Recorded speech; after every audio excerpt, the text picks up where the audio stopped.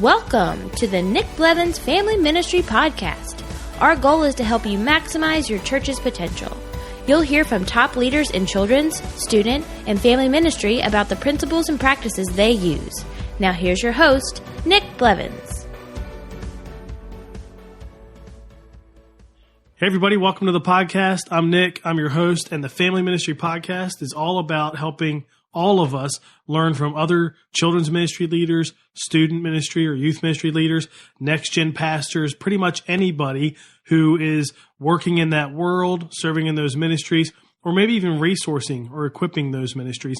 And in today's episode, I talk with Chris Sasser of Port City Community Church, and we talk all about their complete strategy to partner with parents. They set out a couple years ago to really kind of listen to parents and see what they needed, what's going to help them, and then create a whole plan to serve parents. And so we're going to walk through that whole plan. What have they started? What's worked well? What maybe do they want to tweak or change?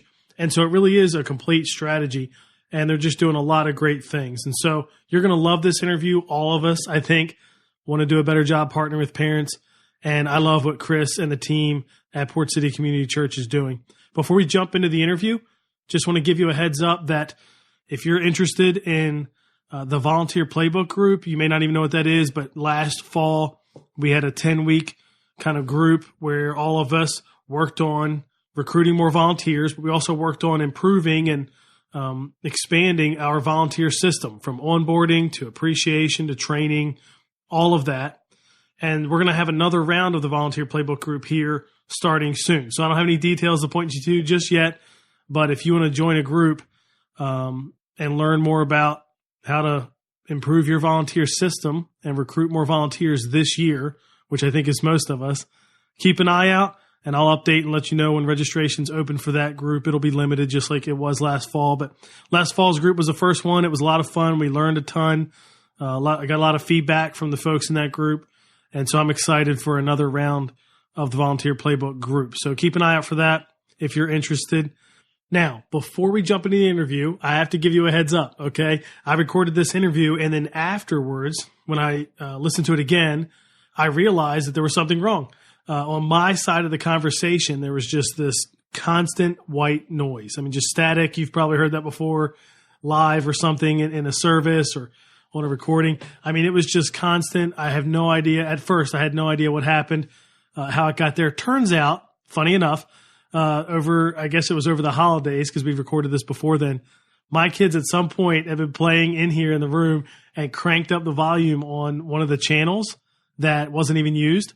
There's a little soundboard I use to, put the audio through.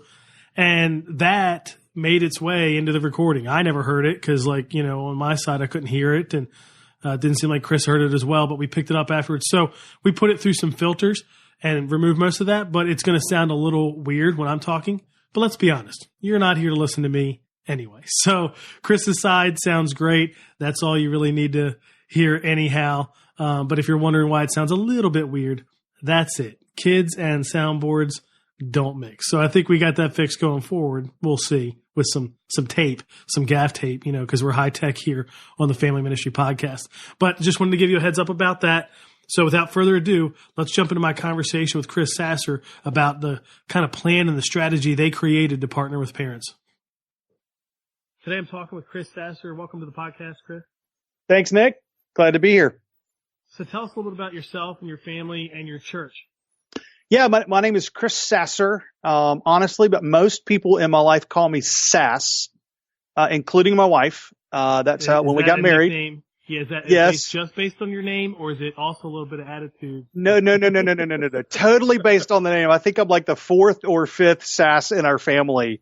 And funny story, when we got married, the pastor, asked my wife, do you want to say I, take you Chris or I take you Sass? And she didn't really have a choice. He made the choice for her. So she calls me Sass, which is fun. Anyway, my wife is Karin.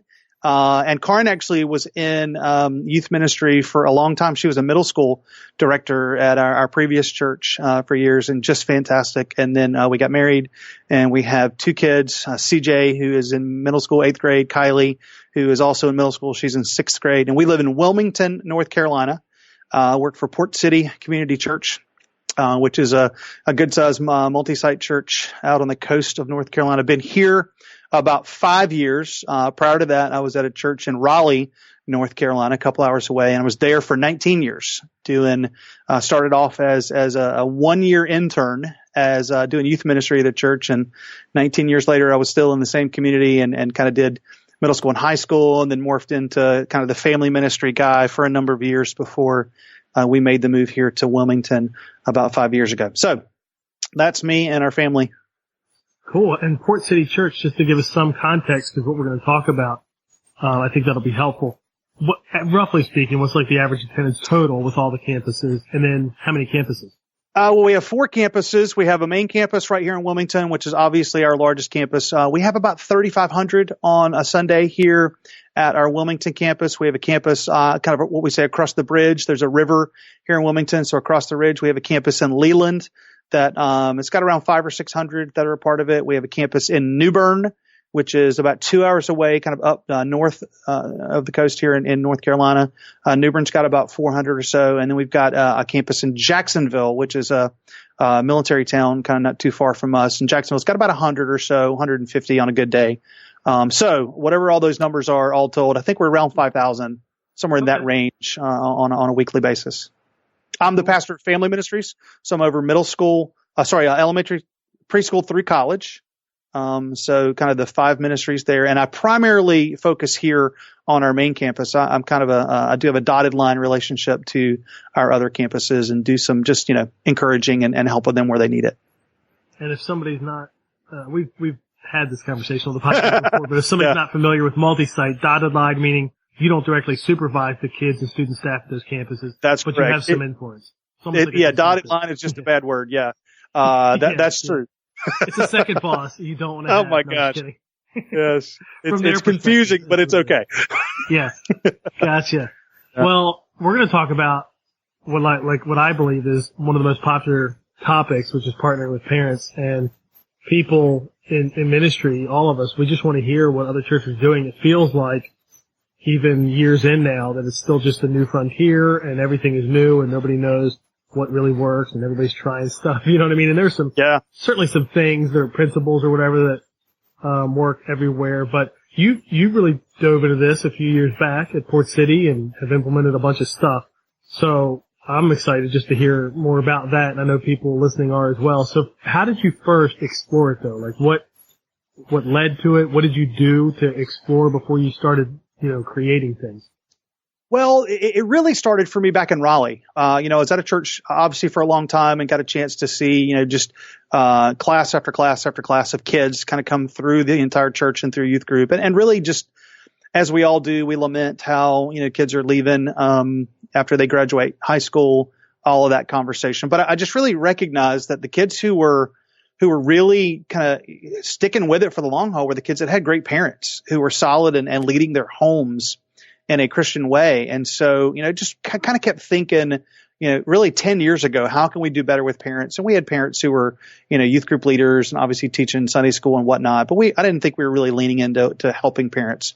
So I thought about it for a long time and never really did a ton with it until I got here to Port City and really started thinking at another level about it. And I got him Stuart Hall, who Nick, I'm sure you know well, and people will know his name. Stuart comes and speaks here at our church. He's kind of been a friend of our church for a long time. So Stuart and I kind of started having some conversations, and the term partner with parents became really the mantra of what we want to do here. And I just started thinking, okay, what are we going to do? What are we going to do? What are we going to do to better partner with parents? And I remember one day I was on the phone with Stuart and I thought, God, I don't have to figure this out on my own. I felt the pressure to kind of figure out what we were going to do here at our church on my own. I don't have to do that. I could just ask some parents around me. And sure. I do some consulting with ministry architects. And part of what we do with ministry architects is we'll go into a church and we'll do a lot of focus groups, either in a children's ministry or a youth ministry or a whole church or a young adult ministry. And I kind of had been trained and was pretty skilled at leading focus groups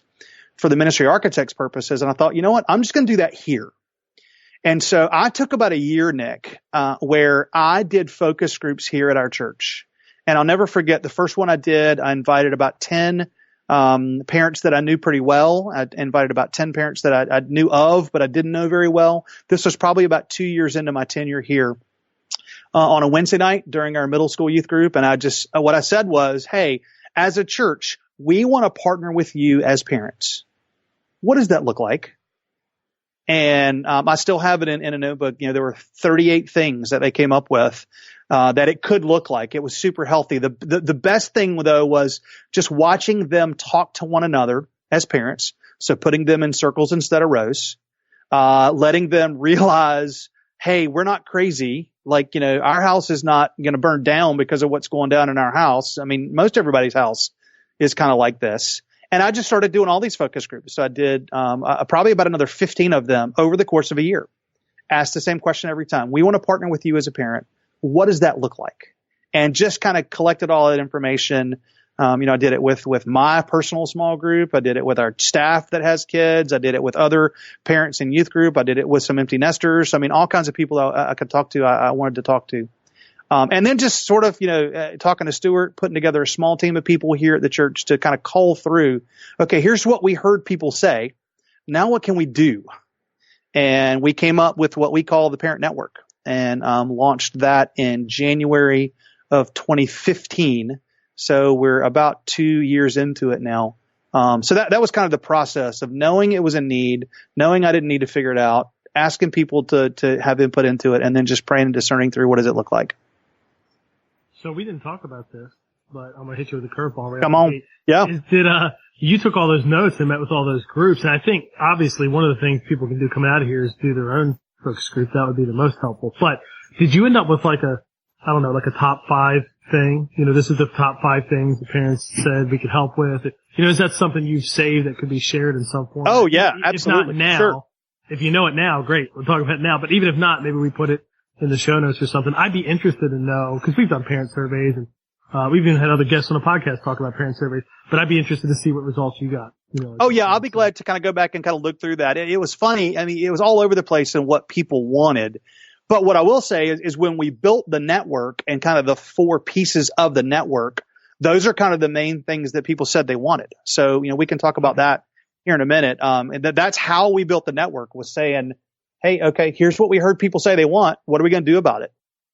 How much did they speak into like content? Because the network, which we are going to talk about, those 2 things are, in my mind, kind of like, I don't know what to call it, but like, delivery systems, experiences, like ways to connect them or get them to, but did they talk a lot about what they want to learn about, or like, not a ton? That's another topic that comes, okay. Yeah, no, they didn't, Nick. I mean, some of it is just sort of the hot button issues of, how do I, help my kid navigate social media or anxiety or all the normal things that we all know kids are going through. But when it comes to, hey, we want you to, teach us about this biblical principle or this particular thing. No, it wasn't a lot of that at all. It was much more just sort of the practical day to day. How do you help? Can you help me do this? That's what I think I heard more than anything is, can you help us do this? And we don't even know what this is because we're figuring it out every day. Yeah. It makes me think about like, cause that part of me wonders, like if you ask, I mean, parents know the felt needs the most. So I think this is it's a perfect plan, but it does make me think a little bit about, is it that Henry Ford quote? It's like, if I asked people what they wanted, they would have told me a faster horse. Yeah. Or whatever. You know what I mean? Like, exactly. So do they know what's going to help them most, or is the best question, what are you struggling with? And then we can maybe help process through how to solve it. But fortunately, you did implement these 4 things, so we can talk about at least, I guess it's almost 3 years now of running this in January. I guess it'll be 2 years, right? That's true. Well, so, yeah, we'll start our 3rd year in January, correct? Okay. And so I might have misspoke. So we launched in January of 16, not 15. That's what we did. Okay, I misspoke on that. Gotcha. So it's new, but you've got some experience now, which will be great for the rest of us to learn from, to see how these things have worked or not worked. Yeah. And so one of the 4 elements was events for parents. Yes. Specifically for parents, not families altogether, but for parents. So what is that like? What have you created? How have they worked? Give us the scoop. Yeah. So we launched with our first event, like I said, in January of 2016. And I was, honestly, Nick, I was thinking, okay, we're going to sort of advertise this thing and there's going to be, fair number of parents who are going to sign up. But just honestly, and hearing people over the years talk about the difficulty of getting parents to come to things, I probably had my sights set pretty low. So, we have a youth room, with our student ministry uses that, I could put round tables in and probably put 100 people in really comfortably, maybe 150. I'm thinking we're going to use that room for this first event. So we invited Stuart Hall to come and speak. And really we invited him to talk about the phases because we were definitely wanting to use the phase research and everything that Orange has done with the phases. And we had people sign up. That's one of the things that we've done for the network overall is we've asked people to sign up to be a part of the network. Primarily because if a parent wants to raise their hand and say, I need help, in our context, I need to know that because, they can fall through the cracks really easily. So we had people sign up to be a part of this first event and 643 parents signed up to come. That's and awesome. my jaw dropped, right? Yeah. I was just blown away. Was it free? Did you charge for it? Like this one event? How did you do it?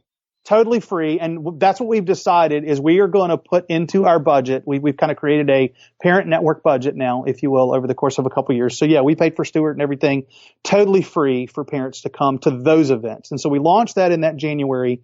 And we've decided that we are going to do 2 at a minimum, maybe 3 of those a year, depending on the year. So we did, Stuart in that January. We asked Kristen Ivy to come back, and do another kind of second level of the phase stuff in early June of that year. The next January, we did another one with Mark DeVries from Ministry Architects, where we talked about kind of stacking the stands for your kids and really surrounding them with kind of a cloud of witnesses, if you will. And then we did another one just this past August again with Stuart, and where we've launched an entire year, where we're calling kind of just intentional parenting. So Stuart did one for us, the power of intentional parenting. So all of those totally free. We put people at round tables and it's not simply the person kind of doing, a lecture, if you will, but it's typically, about 20 minutes of content, then throw it to the tables for about 20 minutes of conversation, back to 20 minutes of content, finish up with about 20 minutes of conversation. And that's what the parents have loved. Again, that was the light bulb for me just in having the focus groups that parents just really love talking to one another. And so we try to get parents to at those events sit with, people that are in their same phase and, so they can have good conversations. And so that's the way we've done that. So I have like a few small questions, questions about it, sure. Just to get a picture of it. When do you offer them? Like a night of the week, afternoon? Has there been a better time than other times? We've tried, a whole range of those. We always in the evening for sure. And here's another part of this, Nick, is we always offer childcare for free. Part of one of the light bulbs for me has been if I am going to partner with parents, truly, I have to offer childcare because if I don't, if it's a single parent, they're really in trouble and they have to, scramble to figure out to come. Or even if it's a mom and a dad, if we don't offer childcare specifically with younger kids, they're just one of them's going to come and the other one's going to have to stay at home. And so we offer them in the evenings. We've done, I think we've done Thursday night, we've done Monday night, we've done Saturday night, and the one we recently did with Stuart back in August was on a Saturday night, and that was primarily due to his scheduling and getting him here. And I was wondering if a Saturday night would work, and it totally did. And so night of the week didn't really matter. It just kind of depends on your church schedule, but definitely offer childcare for those for sure. Do you have volunteers do childcare, or do you pay for that, or what is that like? We have volunteers do that. Volunteers. Yeah, so we just kind of dip into our preschool and our elementary school ministry volunteers and ask them to kind of come out and help, and they do. Now, this might be an odd question, but I don't know if you see this dynamic. We see this dynamic, and I think it exists everywhere, both in church, anything where people come to an event. When it's free, a lot of times the show-up rate is a lot lower, because they didn't have no stake in the game. And the more somebody pays, the more likely, there's always going to be a percentage that doesn't show up, but the more they pay, the more likely they come. Do you get a lot of people that don't show up based on a sign up? Is it a pretty good amount? Do you have any idea like what that looks like? Yeah, I would guess I'm thinking for at least our second 3 events. The first one was, almost 100% with the people that signed up. I think it was just a curiosity factor about it, quite honestly. And the other ones, I would say we had at least 80% show up. And I can see the room and tables that weren't quite full. So it was at least 80% of a show up rate with those large events. Which is pretty good. And if you know that, I mean, yeah, plan for it's no different that's than right. hotels that overbook or, whatever. Yeah, that's right. Like, as long as you know, I think it's the key is figuring out what range you're going to get in so you can plan for it appropriately. Yep. So those right. events are content, probably, 30,000 foot level, or it's just something that applies across all age groups. Now you're talking about a table, so that's where you get the age group specific. That's right. Part of it. But it sounds like it's content that's, across the board for parents and kids of all ages. Right? That is correct. Yes. And then I want to jump to the next one, but I don't want to miss anything before I go on. Yeah. Is there anything else that you share with that, or we understand that piece of the puzzle? We have always used those events. It's funny. I just said we've always, as if we've done this for years and years and years. Yeah, the way we've always done it is, in that church mode. I know. Isn't that crazy? We've only done it well, that's one of the funny things about this. Now that we've done it for 2 years, it has become a part of the fabric of our church. That is one of the things I would encourage people with. I think the fact that we've put this umbrella over it, where we've called it the Parent Network, it's made kind of the things that we do for parents more of a thing. And so it's part of the vocabulary and the DNA of our church now. Our senior pastor talks about it. People in ministries talk about the Parent Network. But we always use those events to sort of set up the next 6 months or so of what's going on in the network. So for instance, and this is a little bit of my style of leadership, and when we did the very first one with Stuart, we decided at that event to announce the first parent-child event, which I know we'll talk about in just a minute. And my style sometimes is I'm just going to announce that we're going to do it because I know it's the right thing to do. And as a team, we've talked about doing it, and now we have to do it. And so we kind of use those events to announce things that are coming up in the Parent Network, and kind of have at least 2 times a year where we kind of check in with everybody in the network on things that are coming up. One more thing is we have done some smaller seminars kind of off of those nights. Navigating technology and social media. How do you sort of navigate family, faith, and sports? So there have been some smaller kind of one-off seminars that have come off of those large events that have been well attended, not, in the 500 or 600 range, but certainly, a great number of parents have come to those kind of during the week at other times as well. So you kind of alluded to this, but before I jump to the next one, how important or how helpful do you think the branding of the Parent Network has been?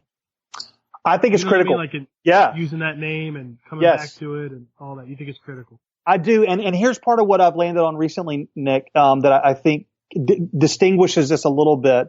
And it's probably been some of my angst over sort of the partnering with parents that the church has done over the years, is it feels to me like what a lot of us have done a good job of over the years is we have, our partnering with parents has been ministry centric.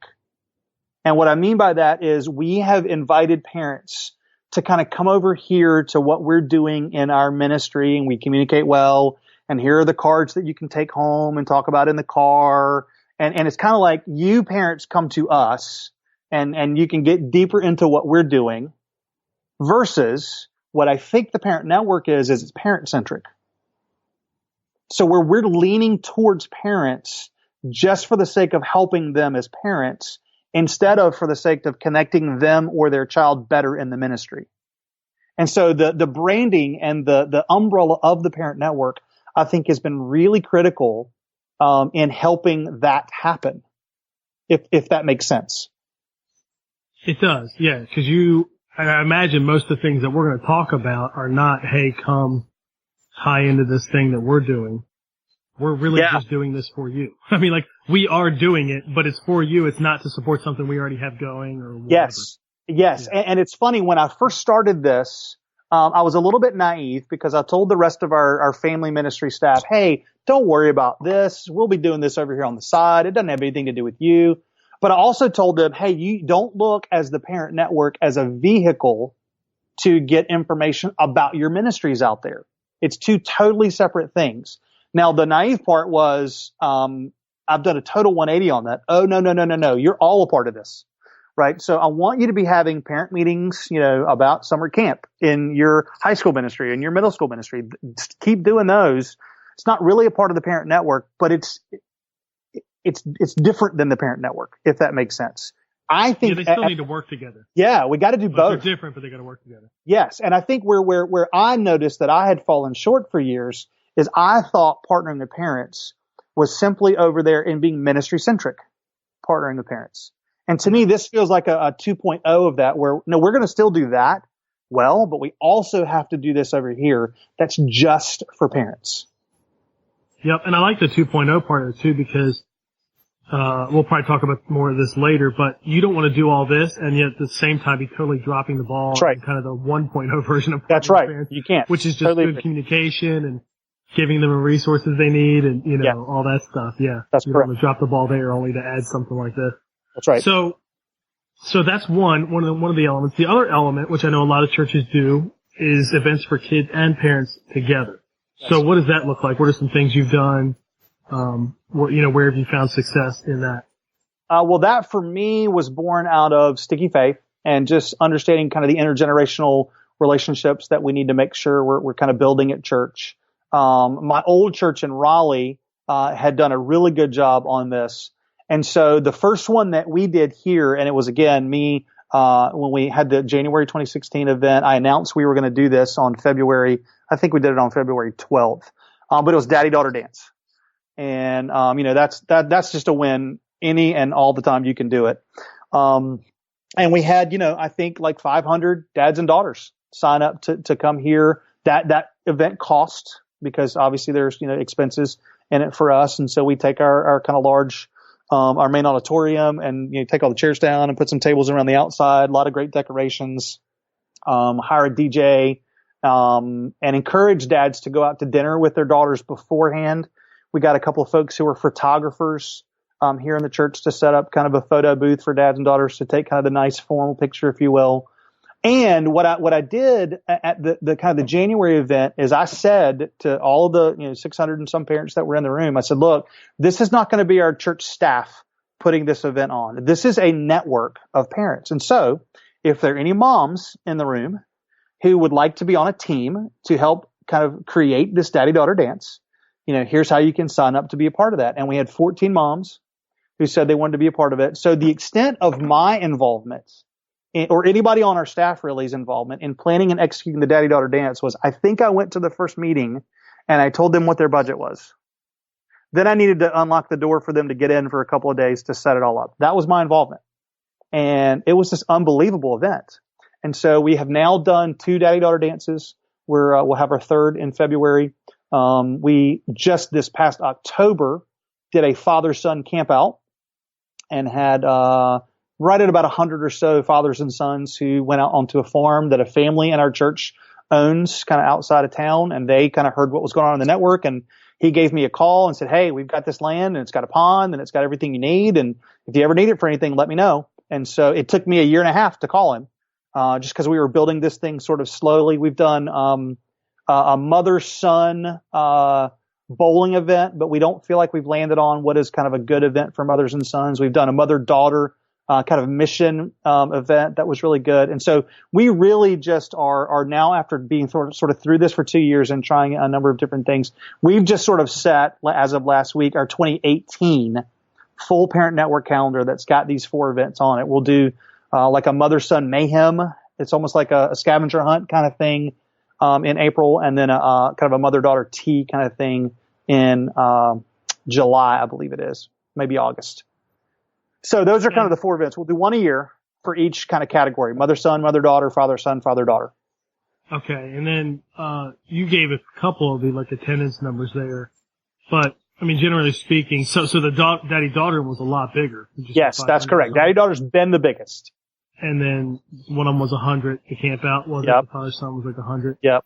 Yeah, and I think the mother-daughter event that we did it back in May. I think we had almost 200 mothers and daughters at that. And the mother-son one, just because it was a bowling night, was kind of the one that didn't get a lot of attention. What we want to do is just kind of continue to put teams around these events to plan them. Not that they need to be bigger and better every year. That's not what we're going for at all. We just want them to be quality events. But it's funny.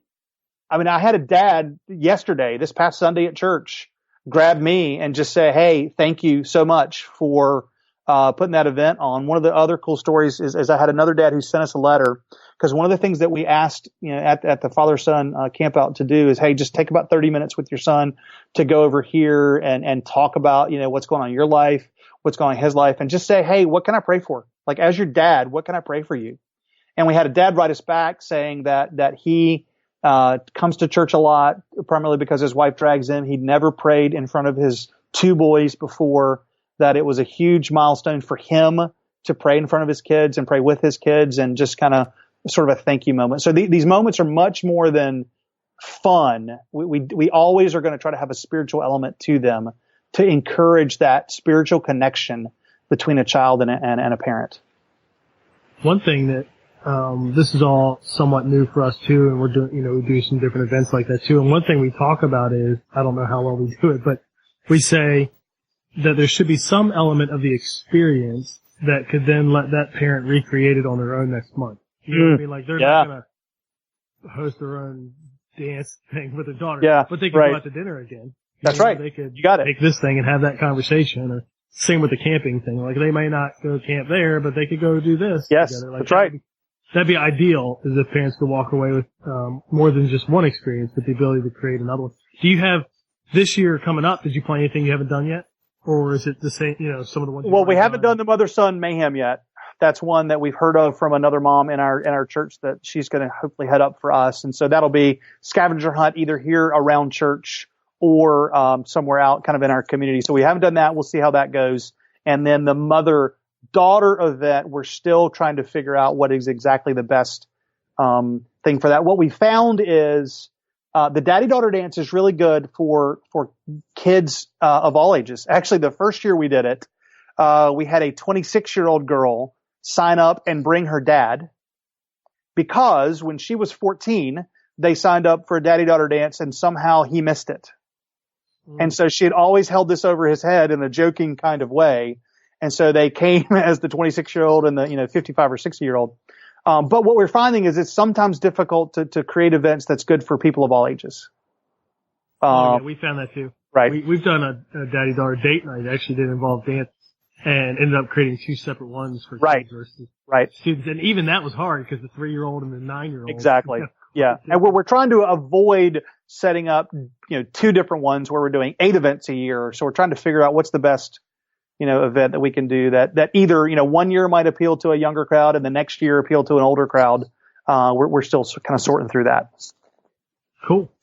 So before we jump to the next element, anything else you'd add there? People don't mind paying for stuff like that.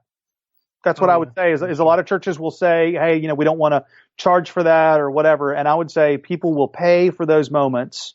And we're not trying to charge an exorbitant amount in any way, shape, or form. We're just covering our costs.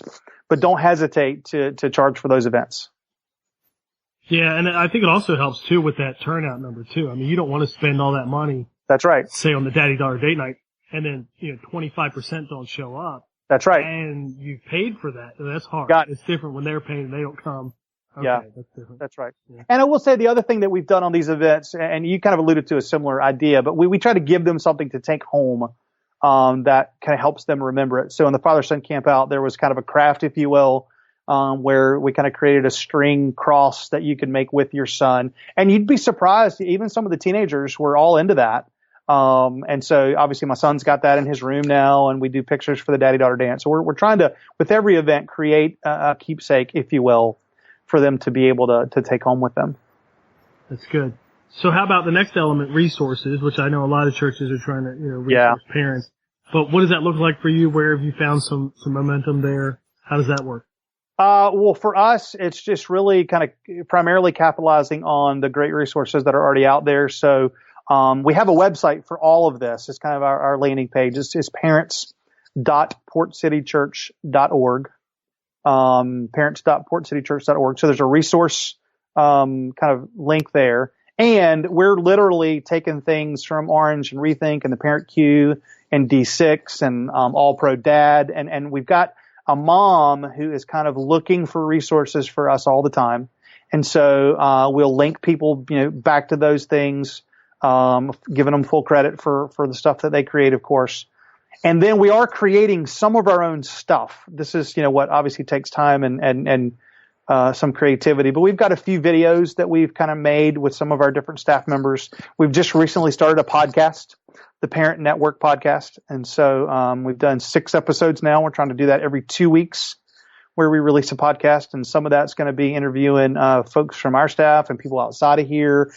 2 weeks ago, we interviewed a local counselor who actually did one of these seminars for us, kind of a healthy family system seminar that we did.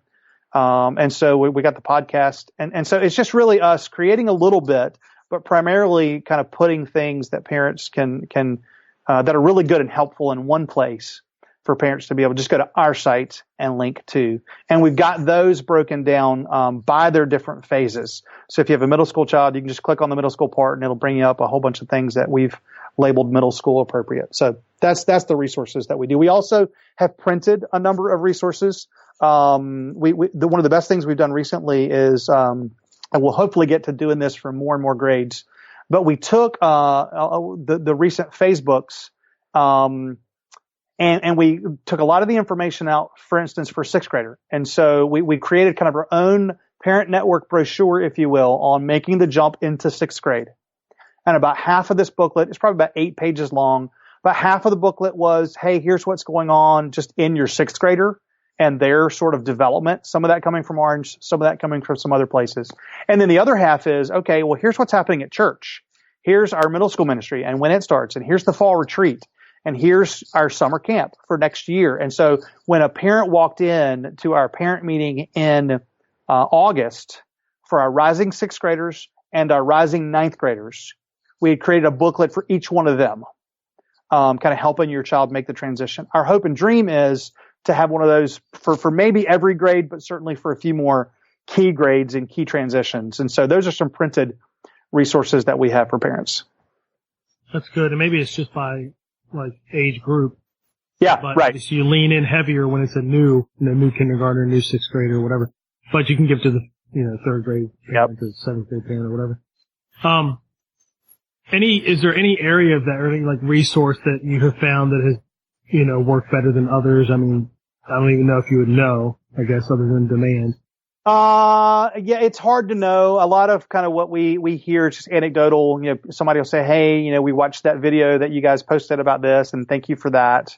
I will say that we have, it's funny, as much as I told the ministries, hey, don't plan on using the Parent Network as sort of a vehicle to get stuff out, I have absolutely kind of co-opted that the other direction to where we are sending Parent Network information out via our middle school and our high school and our children's ministries.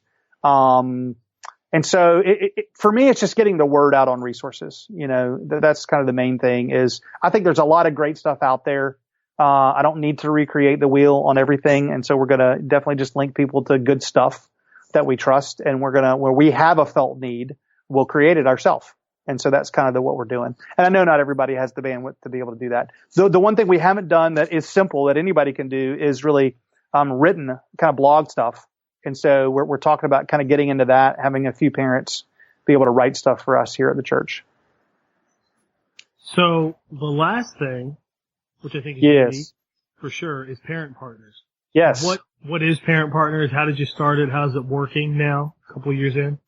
Well, Parent Partners is something that we announced on that first night back in January of 2016. But I said to parents, be patient with us with this one because this one's going to take a long time. And we went, honestly, Nick, about a year and we didn't do anything with it. We kind of had some ideas and we thought, but we didn't really do anything with it. We just launched our first, what we're calling a cycle, our first cycle of Parent Partners in October.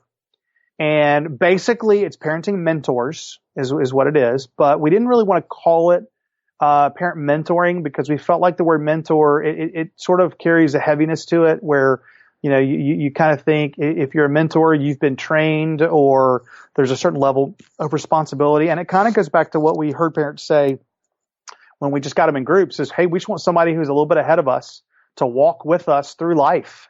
And so we basically kind of identified a number of folks that we think can be the lead partners. And we invited them to a meeting and kind of painted the vision for what we wanted to do. And we kind of just came up with the the logistics of it. Once they kind of came to that meeting, they were able to say yes or no, we'll give this a try. Then we sort of sent sort of the broad kind of net out to all of our parent network saying, hey,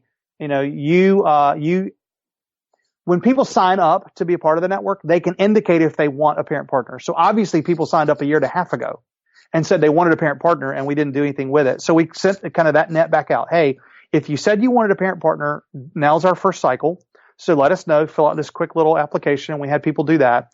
And then it was kind of like a blind date where we really thought through and prayed through, hey, we think the Smith family would really partner well with the Thomas family. So we invited all of those different families to church. They didn't know who their partner was when they walked in the room. We sit everybody kind of around and kind of, again, paint a little bit of vision for what this is. And then we kind of said, hey, okay, you guys are going with that family, and you're a single mom, and you're going to go with this other single mom over here. And we provide them with a booklet. And we say, hey, we want you to meet one tonight, right now. Go find a room here in the church and meet for about an hour, get to know each other. Here's some questions to kind of talk through. And then over the next 2 months, we'd like you to meet 3 more times. You choose when, but meet 3 more times, go through the remainder of the booklet. That's all kind of parent-centric questions and some scripture tied into that. Pray together at the end. And we'll circle back with you at the end of sort of the cycle and see how it went. And so we've just finished our first cycle. We're starting this week to kind of call and do some follow-up gathering of information on how did it go and did it work. And we'll basically tweak it to see if this particular way of connecting people worked. And we've got another cycle planned for the spring. So we think we're going to do 3 cycles a year.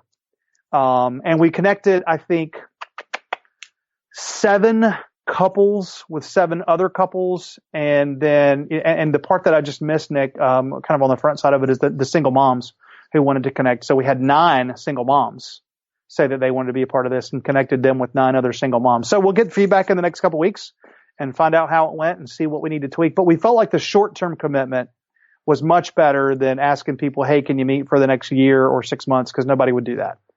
Yeah, sure. And the anecdotal feedback that we've gotten is really been good. It's probably good too that, like you said, you don't call them mentors, because then nobody might sign up. Because I'm not signing up to do that. Yeah, I can't do that. I'm not doing that. Do you know how hard it is to parent my kids? Oh, man. When you look for mentors, how far down the road did you look in terms of their own, like the mentors that aren't called mentors experience? How did you pick them?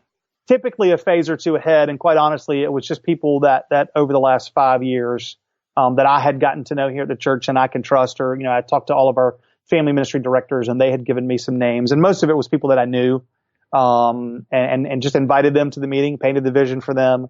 And, it'll get more difficult as we widen that circle. Obviously, we may have to do a little bit more training, but these were people who I just knew, understood our family ministry vision, were bought into our church, really cared about, other parents. I'll tell you what I'm finding too, Nick, is there's just a ton of empty nesters out there who want to give back and they don't know how.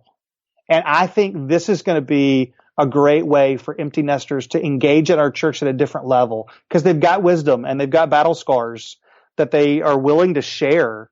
But we don't really give them a vehicle to do that. And so those are kind of a lot of folks that I reached out to. Yeah, that's smart. And you're right. There's probably tons of folks in all our churches that, could offer so much. And they're probably a lot of them are serving probably in some way, but we're really not capitalizing on what they can offer other parents. That's correct. Yep. Yeah, they may be on a host team and serving coffee or something like that, but even they want more when it comes to what they can provide and give and do ministry. And this has been a good way for us to plug people into that. So one thing I want to talk about, and you and I were talking about it a little bit before we started recording, and I've had this conversation with a number of people lately because I feel like, it would be helpful if we could get something going like that. But the question is, how does this work at different church sizes, right? Yeah. So the church is about 5,000 or something like that. So that puts you in like the 0.05%, right, just kidding, of churches or whatever. So, and what I found, and I've sort of used this philosophy at our church. That's why I would love to eventually, put some kind of resource together for it of like, here is a way that you can approach partnering with parents from the ground up in a prioritized order, because you can't do everything out the gate. You didn't do everything out the gate. Nope. So what would you recommend for churches at different sizes, maybe starting, the 250 to 500 going on up? What would you say, if you can't do anything else, do this. And if you can do that, and one more thing, do this. You know what I mean? Like, how would you approach, taking it one thing at a time and not trying to stretch yourself too thin where everything's not good, Yeah, and I would say I've actually kind of had some experience with some other churches doing this recently. So I mentioned I kind of work with ministry architects, and so part of what we've started to do is to step into the parent ministry world. Typically what we've done in the past is kind of work with churches on their children's ministry and their youth ministry and their young adult ministry or their whole church. And now just with the emergence of, more and more people wanting to figure out how to partner with parents, I've got 3 other churches now that I'm consulting with to help them build their own parent ministry. And they're much smaller churches than mine. And so I'm kind of living your question real time. And so I've gone in and we've done focus groups with parents. We didn't do it over the course of a year like I did, but we kind of go in and do it over the course of a few days. And what everybody is starting with, kind of what the common denominator is, just getting parents together, either in kind of a larger sort of format with bringing a speaker in or something like that, or in a seminar format. But it's putting parents in a room to be able to talk, to have some good content to talk about, and then spend time talking with each other. All of those things have bubbled up at every church, and we've now tried it at every church, and it's working. And what it's doing is it's giving kind of the parent ministry, whatever it is that you want to call it, it's giving it some legs as a thing. And so I would say, I know a lot of people do kind of those sort of events, but don't give up on it. Like, don't just sort of do a one-time event and then sort of walk away from it. Do it consistently, do it over the course of time. And I think everybody can kind of do that. There's got to be an expert somewhere in your realm that you can invite in on something. And it's funny though, I don't even like saying anybody's a parenting expert because none of us are. Yeah. Makes it sound perfect. Yeah, that's right. It's not the case at all. So I would say, Nick, sort of just the gatherings where you get parents together to talk about common content. That's where I would start. And I think one thing, because I do know a barrier can be bringing in that expert, so to speak. But if you have someone local, like you talked about, or you don't even need it if you have the right content to just walk them. That's right. So at that point, you're not actually teaching any of it. You're more facilitating something. Or there's some, even now, and I know Orange is working on some stuff related to Phase 2, but there's video stuff. Where you play, that video for 20 minutes or whatever. No doubt. And then they talk. That would be probably a good approach too. Well, and we've even experienced that here at our church. So, we had the parent network here on our main campus primarily. So our other campuses, which are the exact churches that you're talking about in some sense, we have done large events for them, but it's been video content. Where they kind of watched the event that we did here 6 months earlier and then had, table conversations. And so the video content in this realm absolutely does work. But the kind of the key is parents want to be together. They want to talk to one another. They want to know that they're not crazy, and they want just a few tips to encourage them. What we've said with the Parent Network, it kind of has its own mission statement. We want to equip and encourage parents to help their family walk with God. The mission statement of our church is to reach people and help them walk with God. So for parents, all we want to do is equip and encourage them to help their family walk with God. So if we can equip and encourage them in whatever context we can, that's what I think, no matter what size your church is, parents resonate with that. Yep. And I like that you use the same language in your church's mission statement. Yeah. In that mission statement for the synergy there. That's good. That's a good thing. So I should have pointed this out earlier. And I don't want people to read too much into this because it's not like I don't know, surveyed hundreds of churches or have all kinds of data to support this. But I think a lot of churches wonder when you're doing an event like that for parents and you're trying to gather them, it is hard. And like you said in the beginning, we've all heard the stories where it's like, man, I can't get parents to show up for anything. It is hard. And I know stories of where, the people do events for parents and it's just not nearly, the attendance they want. Yep. So I'm going to say this. I don't know if this is going to be helpful or not, but I do think I've seen this enough times now at different churches, at our church. Now I'm hearing about your church that I think we can at least know what really good is. Okay. Yeah. For instance, you said you had 650 parents sign up for your first one. You're a church of 5,000. So you're talking, that's a little more than 10% of the church attendance. Yep. Maybe 13%. Well, I can tell you that's pretty much the largest I've seen. And I'm sure there are exceptions. I'm sure somebody's listening. It's like, man, we had, 300 parents at a church of 1,000 come to, you know what I mean? So I'm sure that's out there. But I just want people listening to have some sense of expectation where they're not totally deflated when their church of 500 only has, 50 people show up. Oh, that's actually really good. It's fantastic. Like, totally agree. You don't really Or if you have 30, and it's like, okay, it's not 50, but you know what? Yep. Churches are experiencing a lot of that, so, keep at it, work on it. I don't want people to think the expectation is, I'm going to get 80% of my parents. Like, no. And it doesn't mean you don't do it either, so lean in. I don't know if you guys do this, might be something you could do now that you've got it going for a couple years, but when we were at Next together, kind of a gathering for Next Gen leaders, one guy mentioned that his church, one of the things they do is all the classes and different things they offer for parents. One way they look at it is how many parents came to something that year. Yes, right. That's a good angle because that's right. What? Every parent doesn't need everything. That's right. Like in your world, like if you looked at maybe you look at it separately with the events, but if you just looked at the events for parents and the seminars, great. You can look at attendance at each one, but how many came to one? Yeah, right. And it might be a lot higher than you think, and it's like that. Well, that's really good, Well, I agree, and I don't want people to think everything that we've done has been gold because it's not true. We did this seminar where I invited a couple of folks who work for a local kind of Christian basketball organization, and the head of FCA in our area, and a lady who works here on staff at our church who was a college athlete on how do you navigate family, faith, and sports. And I thought this thing was going to be like huge, and I think we had 14 parents show up. Yeah, but you think it'd be huge because it's definitely a big tension. But I guess it was in the middle of baseball season. We did it on like a Thursday night. That was everybody had a game, and so the key for me has been no matter what the attendance is, because certainly none of our other kind of large a couple of times a year events have been as big as the first one, but that's okay. Sure. Which is cool, But the key for me is we're just going to keep doing it. We're going to keep doing things under the banner of the Parent Network because now parents believe that there's a place for them. It's interesting in all of my focus groups that I've done, both here and at other churches, when I have conversations about how can we partner with you as parents instantly run to what we can do for their kids. How we can make the children's ministry better. And what about that? Can we do that mission trip or whatever it is? And I always have to steer parents back towards, no. That's fine. We'll do that. But what about you?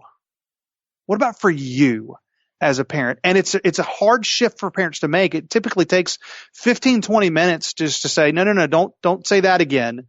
Talk about you. And finally, I think here at our church, parents know, this thing is for them. It's not some arbitrary or under the surface thing to just get them to volunteer or help them know more about our ministries. No, it's just for them. And parents need to believe that. Yeah. And I think no matter what size you are, create that through however you can. And it's not easy. I mean, these other churches that I'm consulting with, it's hard. But you got to recognize you got to be in it for the long haul. And then the last thing I'll say, Nick, God, we've talked almost an hour. This is crazy. Sorry to be talking so long. Is somebody at your church has to be in charge of this.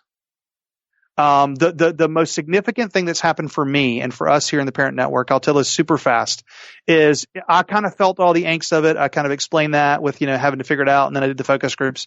But I still kind of tried to carry the water myself for about a year. And, I was trying to figure out the parent partner piece of it. And, we host the Global Leadership Summit every year. And so on Thursday, a year and a half ago at the Global Leadership Summit, I ran into a lady who I know here well at our church. Her name's Michelle. She was actually at my church in Raleigh, so we'd kind of done a lot of ministry together. Our families knew each other really well. Her kids were in my youth group, did their weddings, all that. And so Michelle was kind of looking for somewhere else to serve in our church. They had recently moved here to Wilmington like we had. And so I said, Michelle, hey, I've got this parent partner thing, and she knew about the network. Can you own the parent partner piece of the Parent Network and figuring that out? This was Thursday at this conference. She said, yes, I'll do that. Awesome. I went home, thought about it, prayed about it, talked to my wife about it, came back to the conference on Friday. Hey, Michelle, how about you own the whole Parent Network for me?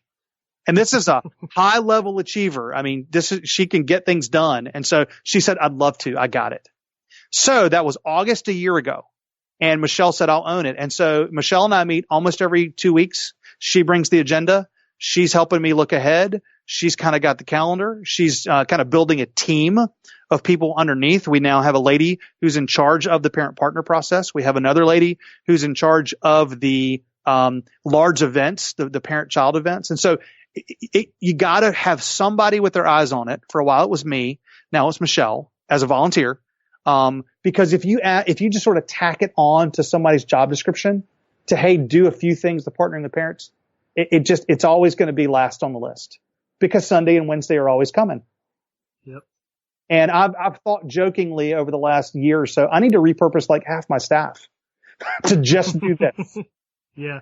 Now, I'm not going to do that, but I believe it's that important that somebody's got to be, on it and driving it. And I still do. It's still kind of one of my key, things to kind of drive parental engagement in the life of our church. And the network's just a way to do it. Well, this is good stuff, and it's just been 2 years or whatever, but obviously you've got a lot rolling, which is great. And I appreciate you sharing that with all of us. Some people are probably going to have questions, or maybe they would like to work with ministry architects too. If people have been listening to the podcast long enough, they might remember Anthony Prince was on here last year, and he also works with you guys at Ministry Architects, and as you work with churches. And I love that you're expanding to do work in this area, helping churches partner with parents, because it is so new. Yeah. I think everybody would like some help. But how can people connect with you if they have questions or, want to follow up with something, maybe want to talk about bringing ministry architects in or anything? How can they connect with you? I'll give you my church email address. So it's chris.sasser, SASSER, at portcitychurch.org. And even if you have a ministry architects question, I'll obviously kind of talk to you about that. So chris.sasser at portcitychurch.org. I'm on Instagram. I tell you what I'm gonna do. I'm gonna give you kind of my personal and the Parent Network stuff because we're on everything when it comes to Parent Network. We've got a Parent Network Facebook page, and it's just PC3. That's kind of an abbreviation for our church, Port City Community Church. So there's 3 C's there. PC3. Parent Network. That's on Facebook. PC3 Parents at PC3 Parents with both Twitter and Instagram, and so we're fairly active there. So you can follow those. I'm just C Sasser on Instagram, and an odd Twitter name. I'm not on Twitter that much, so actually don't worry about that one. Not worth it. We'll just leave it off. We'll leave it off. To that, and people can also, we'll link to the Parent Network site, and I'm sure the social media handles are all linked there, and they can probably get most of that stuff from there. That's right, too. they can. So cool. Well, this has been really good. I love what you're doing to partner with parents, and I think a lot of us are going to be able to learn from that, especially if we can just start, with focus groups. That'd be a great place to start. So, and I just would encourage people, just do it. Just dig into it and do it. Again, the way I've landed on it recently is we can either be ministry centric when it comes to partner with parents, or we can be parent centric. And I think being parent centric is what parents really resonate with, because, anytime we're communicating with them through the ministry or about the ministry, they know it's not for them. It's for their kids and what we're doing with their kids. And I want, to really go after parents, because what I ultimately want is healthy kids.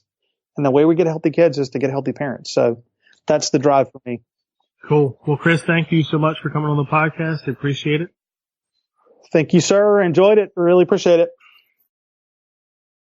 I agree with Chris. You just want to dig in there and start something, maybe do some parent focus groups like he talked about, or you're going to pick one thing, you're going to start it. Here are really some ideas, some action item ideas that I have coming out of there. One is to check out the Parent Network. If you go to the show notes at nickblevins.com/episode 86, you can get a link to that. You can check that out and get some ideas from it. Another action item would be to evaluate your current strategy for partnering with parents. It could be that you don't really have a strategy. It's more just some different things that you've been doing. So evaluate your strategy, figure out what's working, what's not, and then make a list of the different components of partnering with parents that you could do, kind of like we talked about, and then prioritize them. If you can only do one thing this year, what's the one thing you'll add? And then after you add that, if there's only one more thing you can do, what will you add then? I think that's important because we just can't do everything. Most of our churches probably aren't the size of Chris's church, and so you're not going to have the same resources and time and all of that as well. Here's another thing, though. This might be the first thing, is invite 10 parents from your church to be part of the focus group and ask them, how would you like the church to partner with you, right? Because you're going to learn more from that than you will from anything else. So you want to start there. You don't want to build something and create something that ultimately isn't going to help anyone. Again, you want to check out the show notes. We put kind of the 4 components that we talked about in there. We also outline the 5 keys to hosting events for parents that Chris talked about. You can get all that at nickblevins.com/episode 86. Hopefully you subscribe to the podcast because every week there are new episodes. Next week, I talk with Aaron English. Aaron is the early childhood pastor at Westside Family Church. We've had John Huber on the podcast, who is the family pastor there at Westside. And she talks all about like how they recruited volunteers, grew her team from 250 volunteers to 400 in about 2 years. But we also talk about goal setting and evaluations and all of that, which is, pretty important this time of year as we're kind of starting out a new year. So if maybe you've set your goals, maybe not. All of us probably want to recruit more volunteers. So no matter what role you serve in, you'll love that conversation. So be sure to subscribe, and I'll catch you in the next episode of the Family Ministry Podcast. Thanks for listening to the Nick Blevins Family Ministry Podcast. We hope this helps you maximize your church's potential. We would love to hear stories of how you apply what you've learned. You can do that by leaving a comment on iTunes or in the show notes at nickblevins.com.